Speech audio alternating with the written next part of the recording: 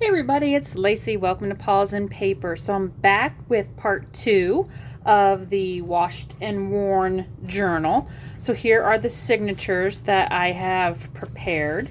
And I did end up laying them under several heavy books just to flatten them out for overnight. So they did kind of flatten out, and now they look a little bit better to put into my journal. So I didn't want to lose all of the wrinkles, but I did flatten them out. So I think they're looking really good. And I also did take them apart and resort them just because some of them had the way darker pages on the front side. So I just kind of mixed them around, flipped them around, however I thought looked kind of cool. So kind of mix up that really dark grungy look. So today is going to be cover day. So here is the book. This is a really old dictionary. This is why I am using it. I love this inside, so I don't want to cover that up. But I am going to probably put fabric and everything over the outside. And I did cut out a 2-inch wide spine using, this was like the cover of the back cover of a notebook. So that's what I'm using. Now it is pretty flimsy, but I'm going to layer it up. So I'm not going to double this up here. And I am going to put fabric and everything on the outside. So this is just how I construct my books. So this is what I'm going to do. I'm going to have a 2-inch spine, my 2 book covers.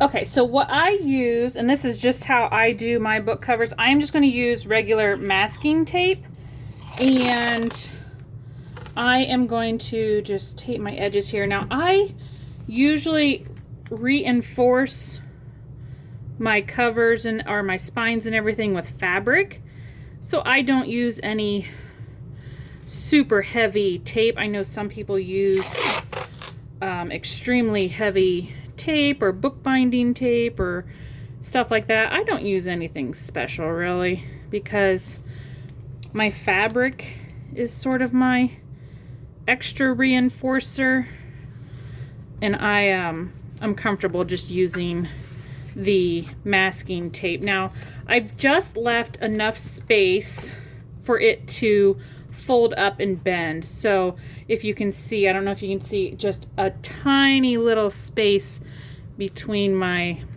spine and my book covers here. And what I always like to do is I've cut another spine.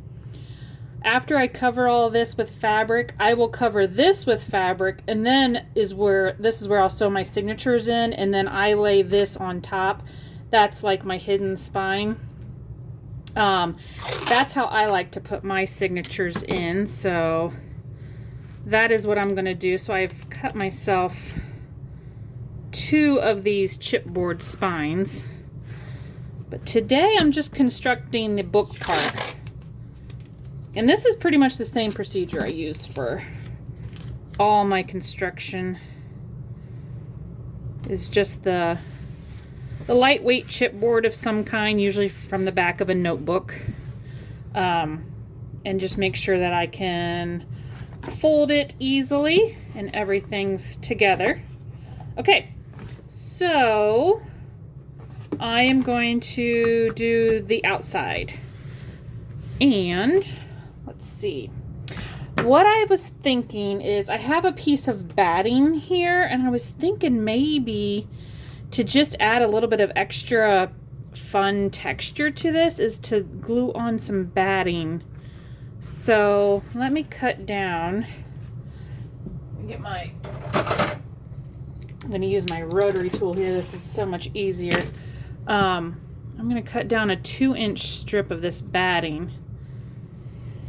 And I'm going to add this to the spine. Now, I've never done this before, but I think it will just add a little bit of, a little bit of squishiness to the spine, which might be kind of cool. And we're going to cover this with fabric, so I just kind of thought maybe this would be something interesting to just, for no other purpose other than the fact that it's going to just feel kind of cool. Okay, so I'm thinking if I just glue this on, I'm just going to try to straighten that little corner out. I'm just going to glue this on and then I'll cover it with some fabric, some of the fabric that we already put through our tea dye process. Now this is just Fabrifix, and I think it'll be fine to adhere this batting. This stuff should stick to this Fabrifix glue, no problem. And then we're just going to glue fabric on top of it. So that just is just something fun. I don't know why I'm doing this, but it just might be kind of something neat to, you know, when you pick up the journal to feel the squishy spine. I don't know. We're just playing. Always got to try something new, you know, it's kind of fun. Okay, so now the fabric part. I was thinking this is that real thin pillowcase. It was like a really old vintagey pillowcase, so the fabric is super thin.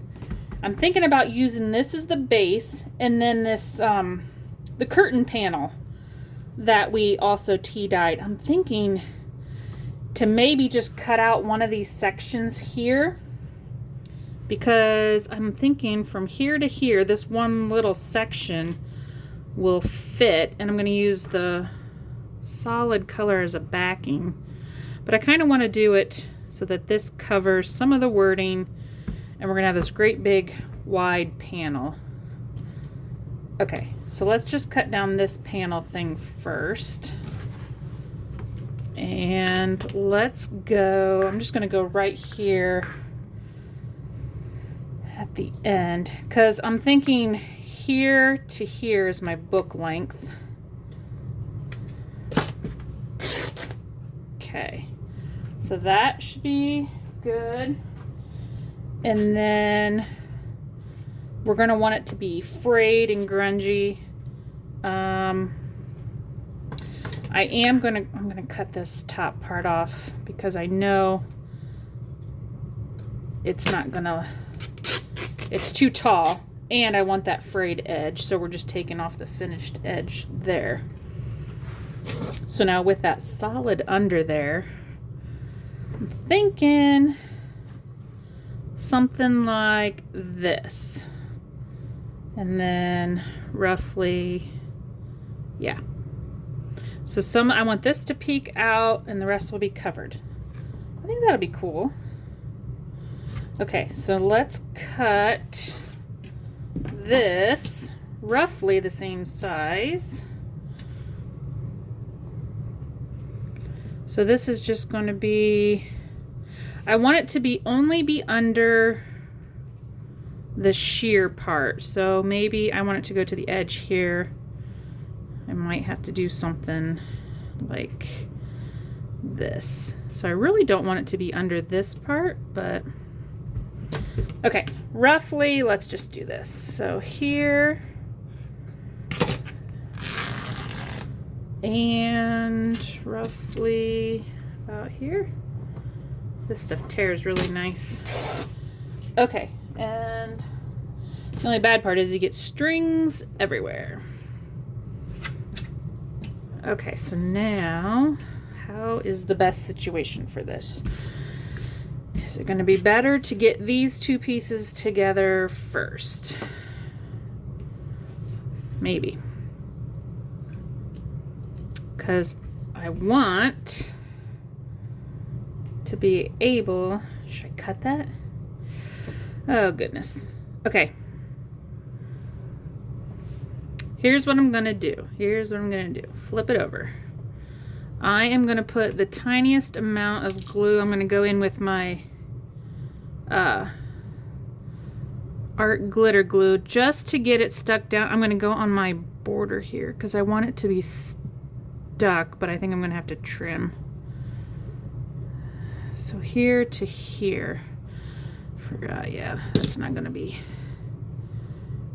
Okay, so something like so, and then I am going to get rid of this part here. Promise it'll make sense in the end.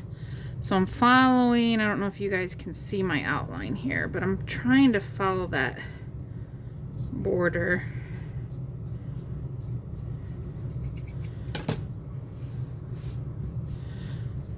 Okay, so I just don't want to see it under there is what I'm trying to go for. Maybe I should use my rotary tool. That might be way easier than the scissors. Okay, so just cut a little of that back. We're getting there. Maybe just a tiny bit more. This works really good. I like this rotary tool for cutting fabric and whatnot. Okay, perfect. Okay, so now it looks better, like that's where I want it to be so that I can see all the decoration here. And maybe, do I want to, I think I'm just gonna glue it down with Fabrifix, but do I want to maybe adhere? I have a feeling it's gonna show through. You know, the glue I think is gonna bleed through the fabric, but we are just going to go with it. It is such thin fabric. There's no way it's not gonna go through. Okay, so I'm just gonna use my thicker border there to put some glue. And then we're going to put all this on the cover here. Trying to line up my corners. I'm going to have to cut some off. I don't think I want to wrap it.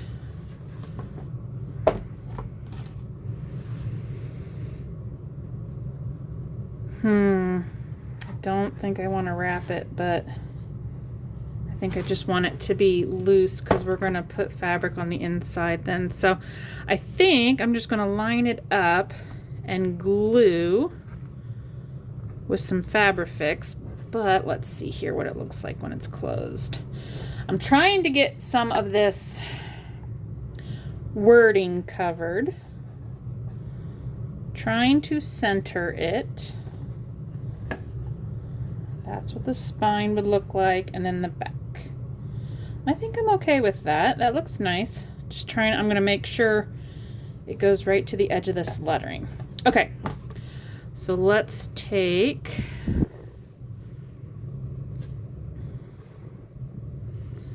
and lay it down, and then just, I'm going to go and apply Fabrifix along sections here. So we'll get this side glued down first, and then I'll just keep folding it back to see if I should have ironed this first. Okay, and now this fabric is so thin, it's just going to go through both layers, so I'm not too concerned that I don't have everything attached together to begin with. Okay, so this should be lined up straight, somewhat straight. There we go. Try to pull both layers. I can see it coming through the bottom layer, but this top sheer layer is loose, so I'm hoping maybe it doesn't come through this sheer layer. Okay. There we go. Let's get that part adhered. Now let's fold back, and then I'm just going to give a good layer of glue all the way through on top of my batting, which will stick like crazy. That's one thing bad about the batting stuff. And then I'll have to figure out how far we're going this way. Okay. So squish. Squish it down. Flatten it out. This is gonna look cool. I'm liking this. Okay, we're gonna have to make sure both layers get adhered. So let's make sure I get both layers here. I'm going to try to stay away from the sheer part and just apply glue to the really heavy crocheted part. And then maybe some of the flowery bits. Okay. Whoop, I just said I didn't want glue. Not listening to myself. Well, we got lucky. Put it right there. Did not want glue over the sheer parts. Okay. Glue it down. I think this is gonna be super cute. Like it. Okay. Let's get this all down and then we'll finish off our edge. Fabrifix glue holds pretty darn quickly. Okay. So, oh, I like that. That looks cool. That looks very cool. I like that. Okay, so I think I just want to cut a straight, or do I want to use the pinking shears? I think we're just going to do, let's just do a straight cut, because then if it frays, it will just tie in. It'll look good because we're kind of going for the frayed look. So I'm just trying to get close. I am going to end up, you know what? I might wrap this just because I cut a little too far there anyway. I am going to wrap, yeah, I'm going to wrap the center part just because then it hides that batting.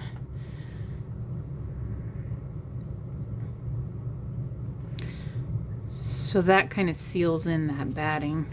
I'm not worried about the book part. And I didn't go, we can fix that with the inside. But I'll do that on the bottom. I'll wrap that. So that's probably a good idea. Things you learn as you go. You gotta just trial and error and everything can be fixed. Okay, so down here then, I'm gonna make sure I only cut, so I'm covering that whole section with just the bottom layer. And then that seals in my tape and my batting, and then you won't see any of that. And like I said, when I go to do my signatures, this piece will be covered in fabric and it's just gonna lay right on top with fabric. So we will get all of this covered eventually. So now don't cut that.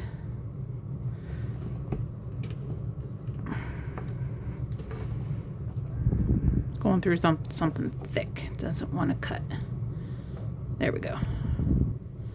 And now I think I got some of that cool writing on there, that stuff that showed up when we tea-dyed it. Okay. We'll use straight. And now we're just going to do a little bit of cleanup. Trying to make things a little bit more even. Okay. Clean up my mess here for a second. Got stuff everywhere. Okay, so what do we have? See, there's that cool, I love that. So that's what we got. I think that's looking pretty cool. Might have to do some more trimming or fraying, but I think for our cover, we're looking pretty good. So there is the construction of our book, and then we will do a hidden spine. So I'm going to use this, and we're going to use the hidden spine method to put our signatures in, like so.